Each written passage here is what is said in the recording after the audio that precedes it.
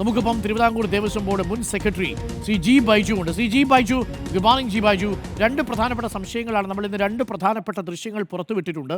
അതിലൊരു പ്രധാനപ്പെട്ട ദൃശ്യം 2019 കട്ടിള പാളി ഈ ഉണ്ണികൃഷ്ണൻ പോറ്റി സ്പോൺസർ ചെയ്തിരുന്നു എന്നാണ് അറിയുന്നത്. അങ്ങയുടെ ശ്രദ്ധയിൽ അത് പെട്ടിരുന്നോ? അത് ഇത് 2018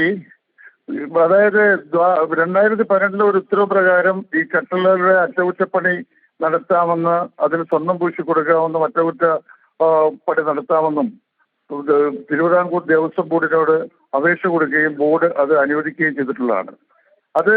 അതിനൊരു സാഹചര്യം ഉണ്ടായിരുന്നു. വിജയമല്യ ഈ പറയപ്പെടുന്ന ശബരിമല ശ്രീകോവിൽ 98 അദ്ദേഹം സ്വർണം പൂശി സമർപ്പിച്ചപ്പോൾ അന്ന് മുതൽ ഈ കഥക് അടയ്ക്കുന്നതിൽ ചെറിയ ബുദ്ധിമുട്ടുകളും, അതേപോലെ തന്നെ അതിന്റെ അടിഭാഗത്ത് ചെറിയ ഒരു ദ്വാരമുണ്ടെങ്കിലും അതിനകത്ത് എലി ശ്രീകോവിൽ കയറുന്ന സാഹചര്യങ്ങളൊക്കെ ഉണ്ടായി. അതിനെ അവിടെ പ്രാദേശിക തലത്തിൽ അല്ലെങ്കിൽ അവിടുത്തെ മറ്റുള്ളവരെ ഉപയോഗിച്ചുകൊണ്ട് അവിടെ ചില റിപ്പയറിംഗ് ഒക്കെ ദേവസ്വം ബോർഡ് നടത്തിയെങ്കിലും അതിന്റെ സൈഡ് അടിച്ച് താക്കുകയും അതിൽ ചെറുതായി ചലക്കുകയൊക്കെ ചെയ്ത് ഒക്കെ ബോർഡിന്റെ നമ്മുടെ യാനന്ദൻ എന്നൊക്കെ പറഞ്ഞിട്ട് കൊടിമരമൊക്കെ ഉണ്ടാക്കുന്നവരെ കൊണ്ട് ബോർഡ് ചില റിപ്പയറിംഗ് ഒക്കെ നടത്തിയെങ്കിലും ആ റിപ്പയറിംഗ് ഒന്നും വേണ്ടത്ര ഫലവത്തായില്ല എന്നുള്ള യാഥാർത്ഥ്യമാണ്. അതിന്റെ ആ ഒരു സാഹചര്യത്തിലാണ് ശബരിമലയിലെ കീഴ്ശാന്തിയുടെയൊക്കെ സഹായമായിട്ടൊക്കെ നിന്ന് ഉണ്ണികൃഷ്ണൻ പോറ്റി അവിടെ രംഗത്ത് വരുന്നു. അദ്ദേഹം പറയുന്നു, ഞാനിത് ശരിയാക്കി ഇത് സമർപ്പിച്ചു കൊള്ളാം എന്ന് ബോർഡിനോട് ആവശ്യപ്പെട്ടപ്പോൾ അന്ന് ബോർഡ് അനുമതി കൊടുത്തതായിട്ടാണ് റെക്കാർഡിക്കലായി രേഖയിൽ കാണുന്നത്. അത് ചെന്നൈ ആസ്ഥാനമാക്കിയുള്ള കേന്ദ്രത്തിൽ വെച്ചാണ് അതിന്റെ നിർമ്മാണ പ്രവർത്തനങ്ങൾ നടന്നതെന്നാണ് നമ്മൾ മനസ്സിലാക്കുന്നത്.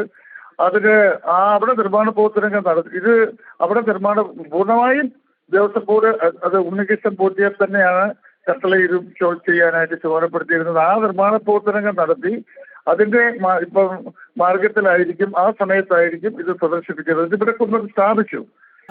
സ്ഥാപിച്ചിട്ട് നിലവിൽ അവിടെ ഉണ്ടായിരുന്ന ഉപയോഗിച്ചുകൊണ്ടിരുന്ന കഥക്, ആ കഥക് വാതിലുകളും ഇപ്പോൾ ശബരിമല സ്ട്രോങ് റൂമിൽ അവിടെ അഡ്മിനിസ്ട്രേറ്റീവ് ഓഫീസറുടെ സ്ട്രോങ് റൂമിൽ സൂക്ഷിച്ചിട്ടുമുണ്ട്.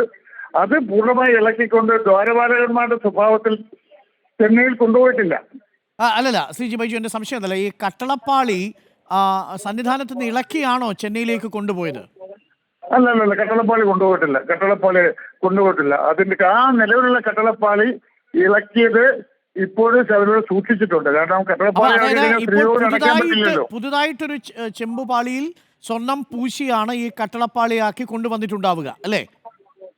കൊണ്ടുവന്നിട്ടുള്ള 2019 അത് അവിടെ രജിസ്റ്ററിൽ സൂക്ഷിച്ചിട്ടുണ്ടോ? ഈ പുതിയ സ്വർണ്ണപ്പാളി കൊണ്ടുവന്നതും രജിസ്റ്ററിൽ സൂക്ഷിച്ചിട്ടുണ്ടാവുമല്ലോ അല്ലേ?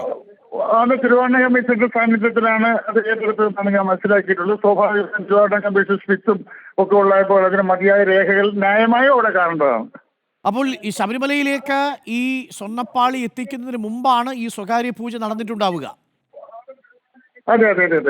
ഓക്കെ, ശരി. രണ്ടാമത്തെ ഒരു കാര്യം, ഈ ദ്വാരപാലക ശില്പപാളി ഉണ്ടല്ലോ, ആ ദ്വാരപാലക ശില്പപാളി സന്നിധാനത്ത് നിന്ന് കൊണ്ടുപോയതിനു ശേഷം 10-39 ദിവസം കയ്യിൽ വെച്ചു. അതിനുശേഷം അയാൾ പലയിടങ്ങളിലും പ്രദർശനം നടത്തി. അതിലൊരു ഭാഗമാണ് ജയറാമിന്റെ വീട്ടിലേക്കും കൊണ്ടുപോയത്. അതങ്ങനെ കൊണ്ടുപോകാൻ അനുവദിക്കുന്നില്ലല്ലോ, നമ്മുടെ മാനുവലും അനുവദിക്കുന്നില്ല. സന്നിധാനത്തു നിന്നുള്ള ഒരു ദ്വാരപാലക ശില്പപാളി അങ്ങനെ സ്വകാര്യ വീടുകളിലേക്ക് കൊണ്ടുപോകാൻ കഴിയില്ലല്ലോ. ഡോക്ടർ അരുൺ, ഇത് രണ്ട് കേസാണ്. കാരണം ഈ കട്ടളപ്പടിയും മറ്റേതും വാതിൽപ്പടികളും പുതിയതായി നിർമ്മിച്ച് അവിടെ എത്തിക്കുന്ന ഒരു സാഹചര്യമാണ് ഉണ്ടായിരുന്നത്. മറ്റേ ഭാഗം, അതായത് ദ്വാരപാലകന്മാരുടെ കഥ പറയുന്നു. ഇതിനകത്ത് സ്വാഭാവികമായിട്ട് ഇപ്പം പറയുന്നത് അത് സ്വർണ്ണമല്ല ചെമ്പാണെന്നൊക്കെ ചില തർക്കങ്ങൾ നടക്കുന്നുണ്ട്.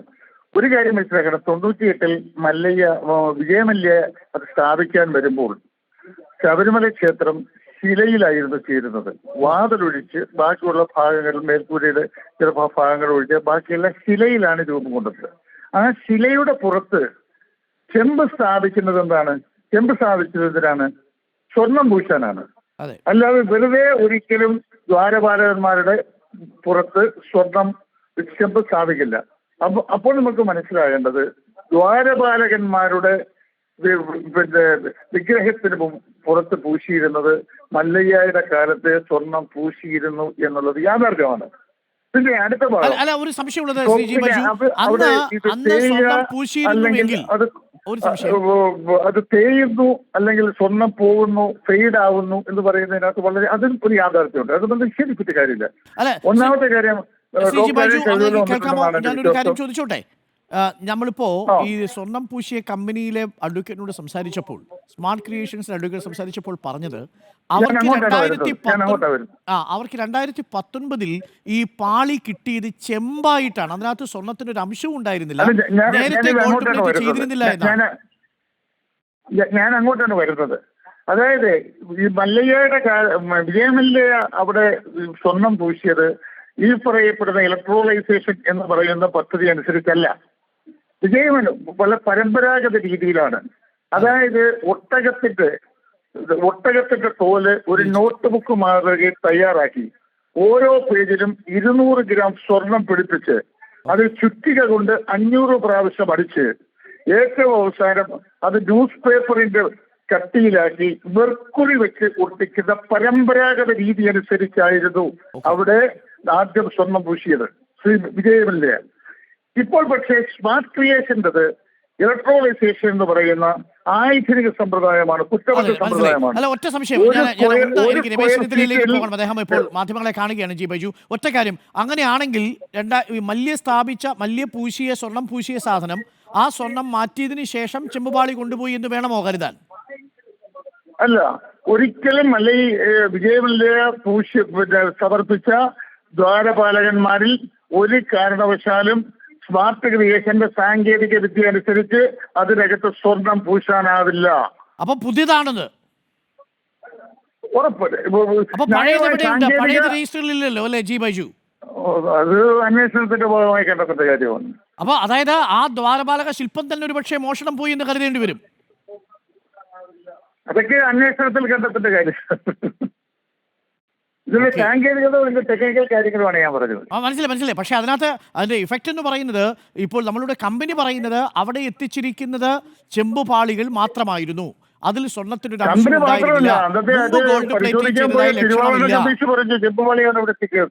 അപ്പൊ എന്റെ സംശയം അതാണ്, അത് പരമ്പരാഗത രീതിയിലാണ്, അത് ഒട്ടകത്തിന് തോലൊക്കെ വിരിച്ച് അതിന് പുറത്താണ് ഈ സ്വർണം പാകിയിരിക്കുന്നതെങ്കിൽ ആ ഭാഗം എടുത്തു കളഞ്ഞ് വൃത്തിയാക്കിയതിനു ശേഷം, അതായത് ഈ സ്വർണത്തിന്റെ ഉണ്ടാക്കുന്ന പാല ഉണ്ടാക്കുന്ന പ്രോസസ്സിംഗാണ് ഞാൻ പറഞ്ഞത്. മനസ്സിലായി. അത് മാറ്റിയതിനു ശേഷം ക്ലീൻ ആക്കി വേണമെങ്കിൽ ഈ ചെന്നൈയിലെ ഈ കൂടെ അന്ന് അവിടെ സാന്നിധ്യം ഉണ്ടായിരുന്ന അന്നത്തെ തിരുവാഭരണം കമ്മീഷൻ പറയുന്നു പ്ലെയിൻ പാളിയാണ് കൊണ്ടുവന്നാണ് അദ്ദേഹത്തിന്റെ വെളിപ്പെടുത്തൽ പറഞ്ഞിരിക്കുന്നത്. അതെ, അദ്ദേഹവും അങ്ങനെ പറയുന്നു, കമ്പനിയും അത് തന്നെ പറയുന്നു. Okay, thank you Shri G Baiju. Thiruvithamkoor Devaswom board മുൻ സെക്രട്ടറിയാണ് ജി ബൈജു. കാര്യങ്ങൾ കുറച്ചുകൂടി കുരുക്കിലേക്ക് പോകുന്നതായിട്ടാണ് മനസ്സിലാക്കുന്നത്. അങ്ങനെയാണെങ്കിൽ ഉണ്ണികൃഷ്ണൻ പോറ്റി കൊണ്ടുപോയ ആ സ്വർണ്ണപ്പാളി എവിടെ എന്നുള്ള ചോദ്യവും വളരെ പ്രസക്തമാണ്.